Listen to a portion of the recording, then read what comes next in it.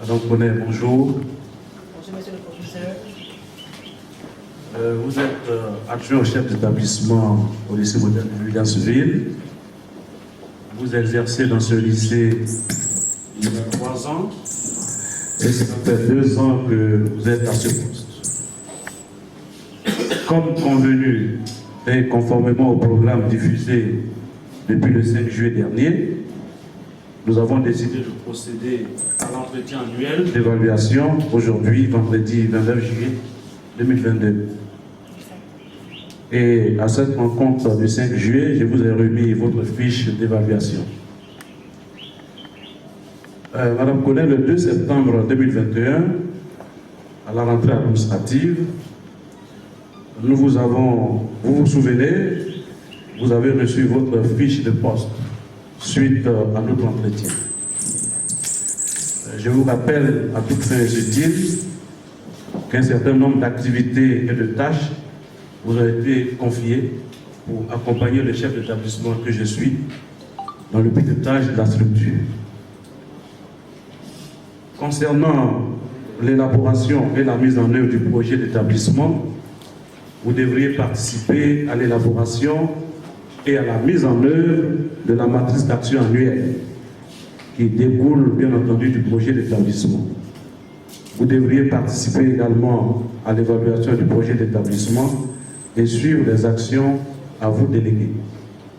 En ce qui concerne la conduite de la politique pédagogique et éducative de l'établissement, vous devriez accomplir également certaines tâches, entre autres la confection des emplois du temps, le contrôle de présence du personnel enseignant, les visites de classe, le contrôle des auxiliaires pédagogiques. Et au niveau de la gestion administrative de l'établissement, nous avons confié, avec votre accord, le traitement des courriers qui vous ont été imputés, la diffusion et la circulation des notes de service, la tenue des documents administratifs des personnels et des élèves. Enfin, concernant les activités de la vie scolaire, vous devriez organiser la cérémonie d'accueil des nouveaux élèves, les élèves de 6e, seconde et ceux qui sont venus par transfert. Vous devriez initier et participer à la journée portes ouvertes, accompagner aussi les activités des clubs et associations, participer à la sensibilisation sur les violences basées sur le genre et les grossesses en cours de scolarité. Alors, au cours de cet entretien, Madame Bonnet, nous allons vous donner d'abord la parole pour que vous puissiez faire votre auto-évaluation en vous prononçant sur les activités et tâches contenues dans votre fiche de poste. Ensuite, nous échangerons sur certains aspects positifs et bien sûr sur les aspects à améliorer afin de booster nos résultats scolaires. Enfin, nous allons aborder les perspectives, notamment les nouveaux objectifs à déterminer. Merci, Madame, d'avoir répondu à l'appel. Et donc, vous avez la parole pour votre auto-évaluation. Merci, monsieur le proviseur, pour cette belle opportunité que vous me donnez pour faire le bilan des activités effectuées du 13 septembre 2021 au 30 mai 2022. Ce bilan s'articule autour de 3 axes. D'abord, le volet administratif, ensuite, le volet pédagogique et enfin, le volet vie scolaire. Pour ce qui est du volet administratif, 4 tâches principales ont été effectuées. Nous avons notamment la rédaction des comptes rendus des réunions auxquelles nous avons participé, la rédaction de quelques notes des services et notes d'information et leur diffusion, le traitement de certains courriers et la participation à la rédaction, à la mise en œuvre et le suivi du projet établissement. Quant à la vie scolaire, la participation à l'organisation des journées portes ouvertes, l'organisation de la cérémonie d'accueil de nouveaux apprenants des 6e et secondes, l'accompagnement de certains clubs et associations ont constitué les 3 activités majeures. En ce qui concerne le volet pédagogique, il tourne autour de 9 points essentiels. Avant la rentrée, nous avons eu la confection des emplois du temps et la mise à disposition des personnels des kits des rentrées composés de boîtes de craie, documents pédagogiques, listes de classes, progression. Et au cours de l'année scolaire, nous avons procédé au contrôle journalier des présences des enseignants,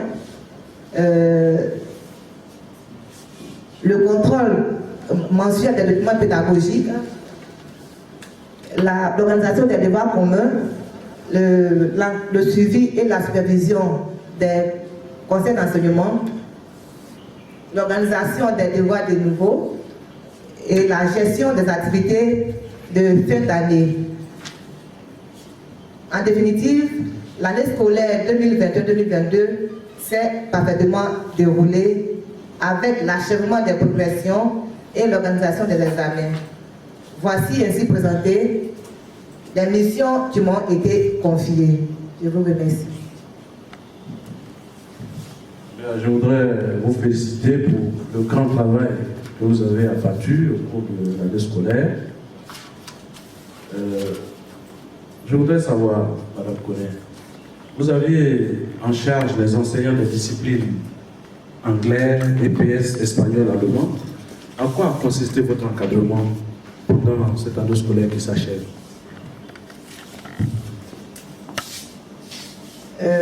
L'encadrement des disciplines anglais, espagnol, EPS et allemand, il faut dire que dans notre lycée, nous gérons de manière autonome les disciplines à charge.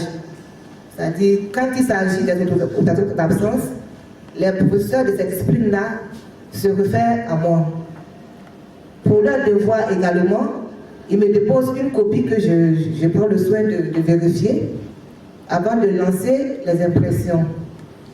Et je préside également, je participe à leurs réunions et je suis aussi l'interface entre l'administration et eux. C'est un peu cela ma tâche de supervision des conseils d'enseignement. Quels ont été vos points de satisfaction dans cet encadrement?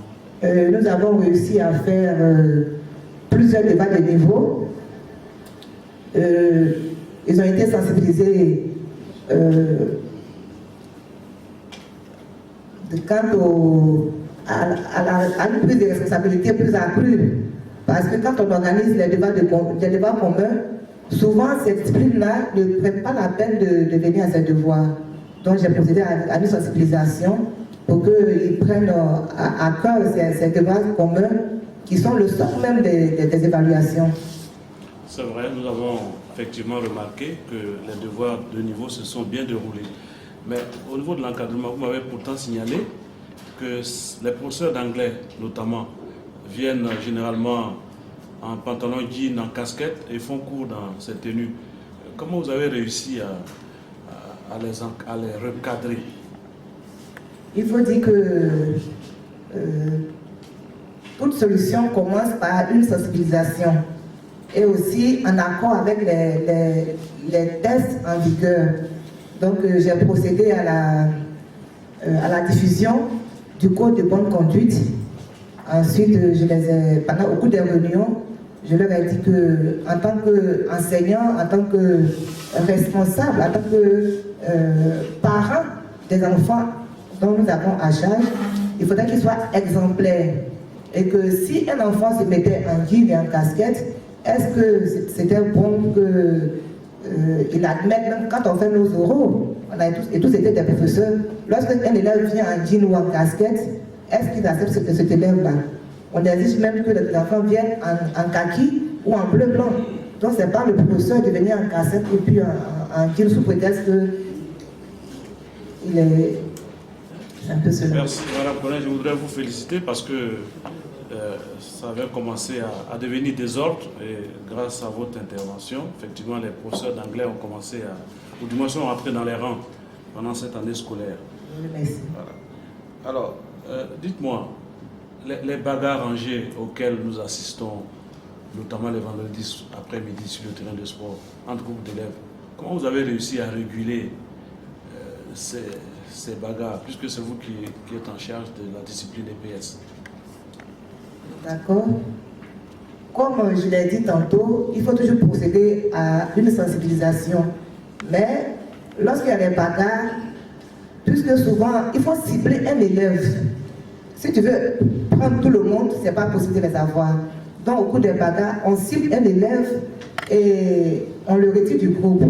Et avec lui, il nous dit comment ils font, ils procèdent pour faire des bagarres. Souvent, ce sont des bagarres de quartier qui transportent au terrain d'EPS.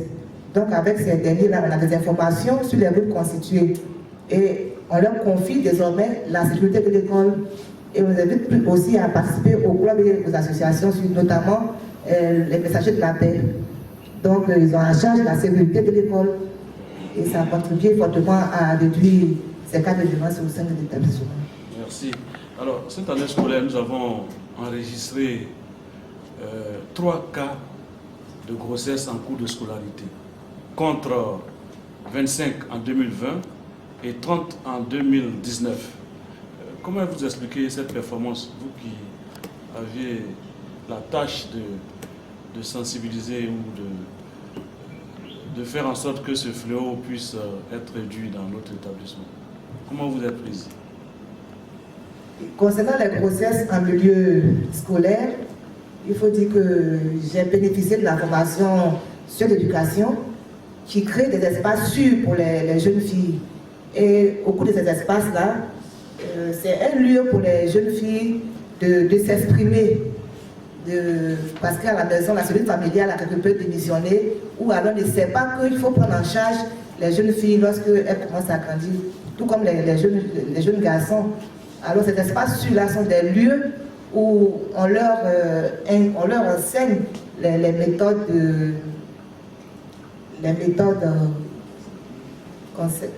contraceptives. Oui.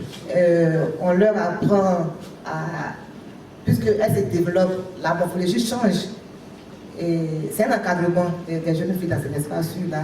Et aussi, on détecte aussi les violences, parce que souvent, elles n'arrivent pas à se confier à leur papa ou à leur maman.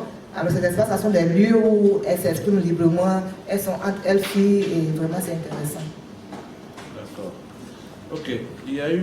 Est-ce qu'il y a eu des événements marquants au cours de l'année scolaire 2021 dans l'exercice de votre fonction? Comme événement marquant, j'ai bénéficié de plusieurs formations. Est-ce que vous avez répondu d'abord, si oui ou non? Oui, effectivement, il y a des événements marquants au cours de cette année scolaire 2021-2022. D'accord. Alors, quels sont ces événements marquants? Comme je le disais tantôt, j'ai bénéficié de plusieurs formations, notamment IFADEM et DRH. Et j'ai vraiment apprécié ces formations-là. En quoi la formation IFADEM et DRH constitue-t-il des faits marquants, des événements marquants dans l'exercice de votre fonction? Il faut dire que le métier d'adjoint au chef d'établissement, une fois que tu es reçu au concours, on fait une formation de 2 à 3 jours et tu es sur le terrain. Donc c'est un peu, on tâtonne un peu.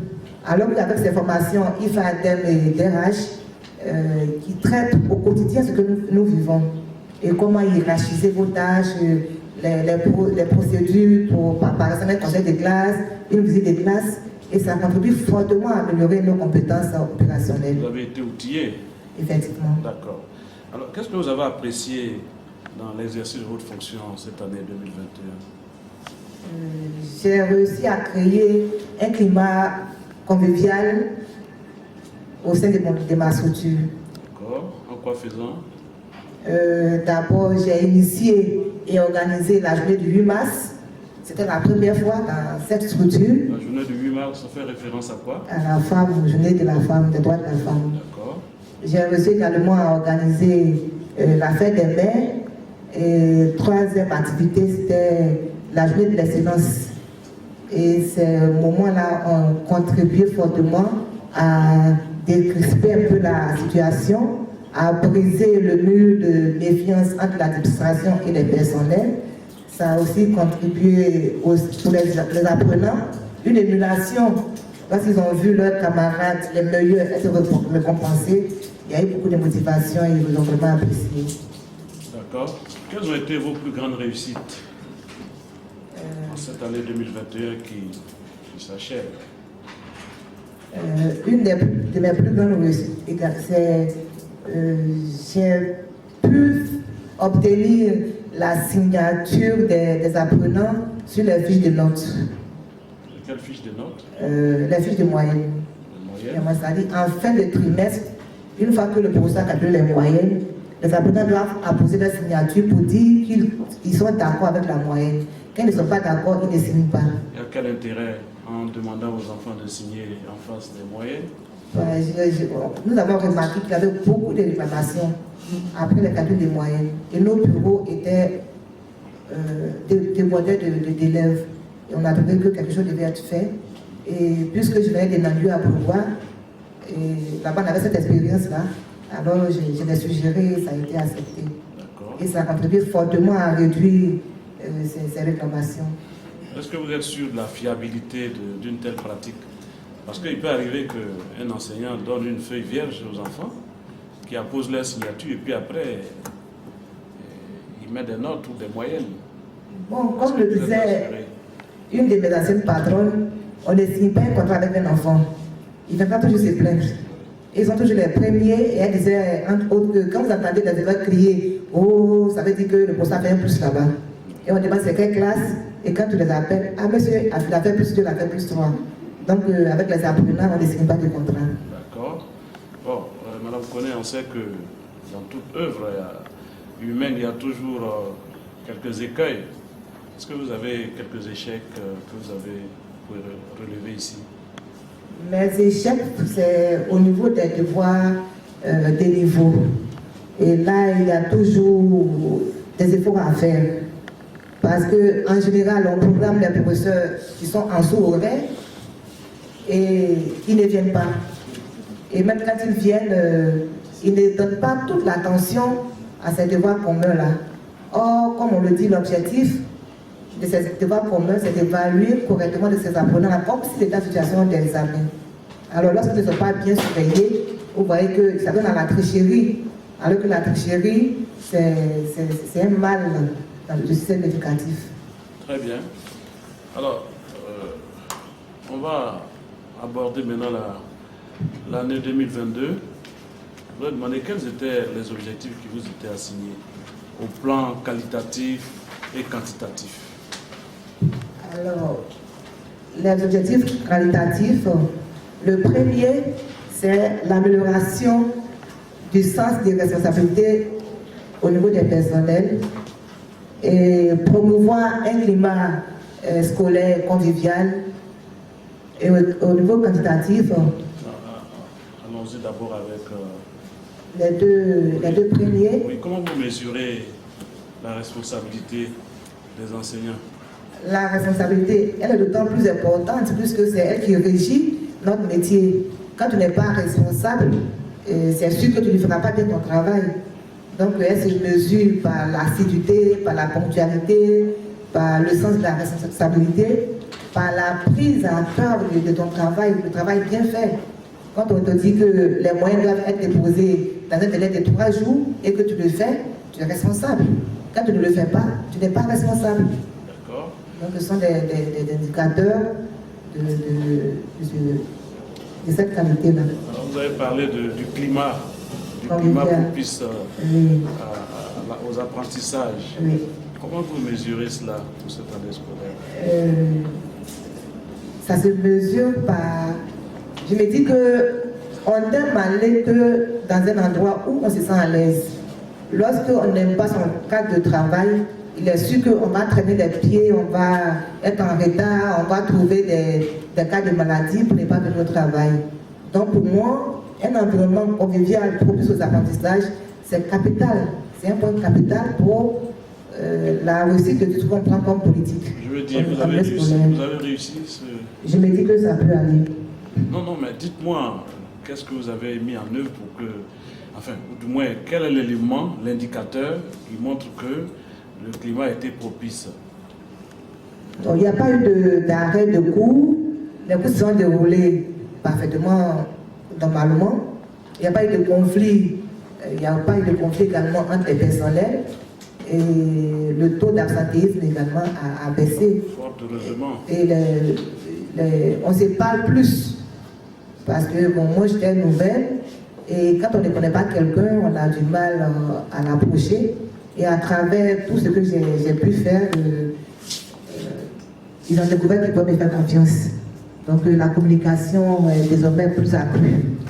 Ce que vous ne citez pas, disons, on doit vous féliciter, mais vous n'avez pas cité les congés anticipés Également, grâce à tout ce que vous avez mis en œuvre. Effectivement. L'établissement n'a pas connu de départ anticipé en congé. Effectivement. Bien. Alors, dites-moi, est-ce que vous pensez avoir, allons-y d'abord au niveau Au plan quantitatif, oui. Visiter 70% des enseignants,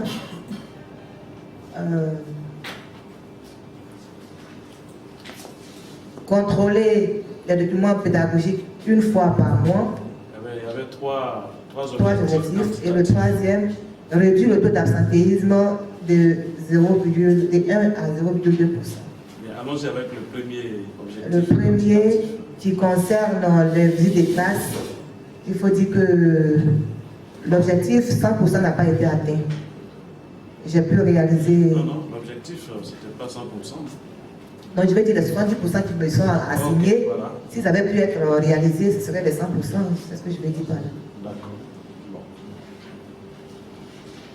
Donc je n'ai pas pu atteindre cet objectif. J'ai pu réaliser que 55%. Pourquoi? Quelles ont été les difficultés à ce niveau? Les difficultés, vous savez, à l'éducation nationale, la plupart du temps, on ne planifie pas tout. Et c'est en cours de route qu'on a des arrêts de cours. D'abord pour l'année scolaire, les mouvements des personnels. Nous, cette année, il y a eu... Vous venez d'arriver. Et pour prendre service, il a fallu qu'on attende un mois pratiquement. Donc, ça a désorganisé un peu le système. D'accord. C'est de 1. De 2, au niveau de l'antenne pédagogique, la BFC, qui organise à tout moment des rencontres avec les enseignants. Ils sont tout en partie. Ça nous fait perdre énormément le volume horaire. Vous avez des suggestions à faire à ce niveau? Ce que je voudrais proposer, c'est que quand moi je dis la rentrée c'est le 13 septembre, il faudrait que tout ce qui est mouvement, il faudrait que tout ce qui est politique, tout ce qui est matériel, tout ce qui est finance soit disponible pour que la rentrée puisse effectivement commencer, comme on l'a dit, puisque le canton Morel c'est du premier jour de la rentrée jusqu'au dernier jour de la rentrée. Bien, je pense que ce sont des suggestions, nous prenons note de ces suggestions.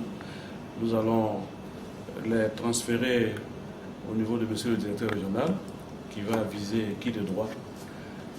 Alors, est-ce que, à part ces objectifs, vous avez, si on vous demandait de proposer 2 autres objectifs pour l'amélioration de la performance de nos systèmes? Ce que je pourrais proposer, après analyse des résultats scolaires, j'ai vu que le taux de développement était vraiment élevé. Et donc, s'il y a un défi à relever dans ce domaine, vous avez un chiffre? Bien sûr, 25%. 25% taux de retournement. Oui, d'accord. Donc, comme objectif, la réduction du taux de développement de peut-être 15%. 15%. Quelles sont les stratégies que vous voulez mettre en place pour réduire de façon drastique ce taux de redoublement? Comme stratégie, en collaboration avec les parents d'élèves et les inspecteurs d'orientation et aussi le personnel enseignant, il faut d'abord détecter ces élèves qui sont en difficulté d'apprentissage et élaborer pour eux des cours de mise à niveau gratuits. Payant? Ah, d'accord. Non, gratuits parce que Mais il y a une différence. heureusement chez nous on a des professeurs qui sont en sous-horaire. Donc je me dis qu'on pourrait constituer des classes et les attribuer à ces professeurs-là pour qu'ils renforcent leur niveau. Et les parents aussi, il faut qu'ils assument leurs responsabilités en donnant à leurs enfants tout ce qui est matériel, fourniture scolaire. Parce que dans nos zones, la plupart des enfants n'ont pas de cahiers. Et même quand le parent achète un cahier, l'enfant oublie le cahier à la maison. Je me dis qu'un parent qui suit son enfant, il prépare le sac de l'enfant la veille. De sorte que le matin, quand l'enfant prend le sac, il n'est pas à chercher le cahier d'anglais, il n'est pas à chercher le cahier, le bic ici, et qu'il vienne avec toutes ces fournitures à l'école. Un suivi au quotidien. Un suivi au quotidien. Donc les parents ont une grande part à jouer. D'accord. Parce que...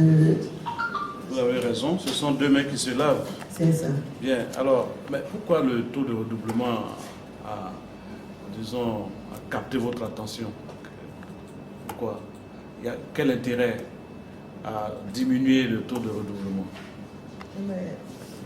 L'intérêt qu'il y a à diminuer le taux de redoublement réside dans le fait que on parle de pléthore d'effectifs et ça coûte cher à l'État et ça nous coûte cher aussi parce que lorsqu'ils sont nombreux dans les classes, il faut dire qu'ils ne suivent pas le travail.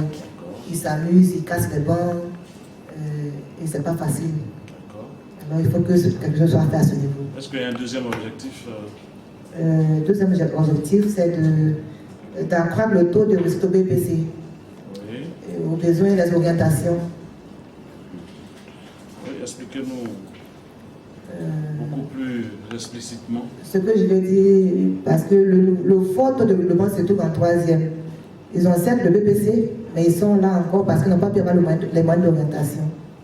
Et donc, travailler sur ces apprenants de troisième là, pour leur permettre de bien affronter les examens et avoir reçu au BPC et aussi être orienté, c'est un objectif. Comment vous voulez, disons, augmenter ce taux de réussite au BPC? Comment vous allez vous prendre pour arriver à ce résultat? Tout comme au niveau des redoublements, c'est toujours des cours de remise à niveau, s'assurer qu'ils ont leur fourniture, coacher les enseignants aussi à plus de responsabilités, en leur donnant des devoirs type examen, surveiller le rythme et les normes d'évaluation à ce niveau-là, c'est-à-dire un suivi plus accru, bien sûr, comme je le dis, en accord avec tous les personnels, les éducateurs, les personnels d'encadrement, les parents également, et l'administration. D'accord. Alors, est-ce que dans le cadre de la performance de votre fonction, vous souhaiteriez avoir des formations?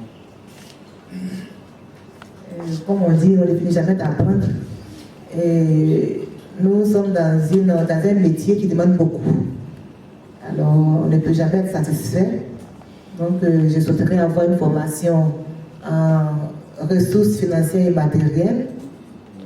Le budget, programme. C'est ça.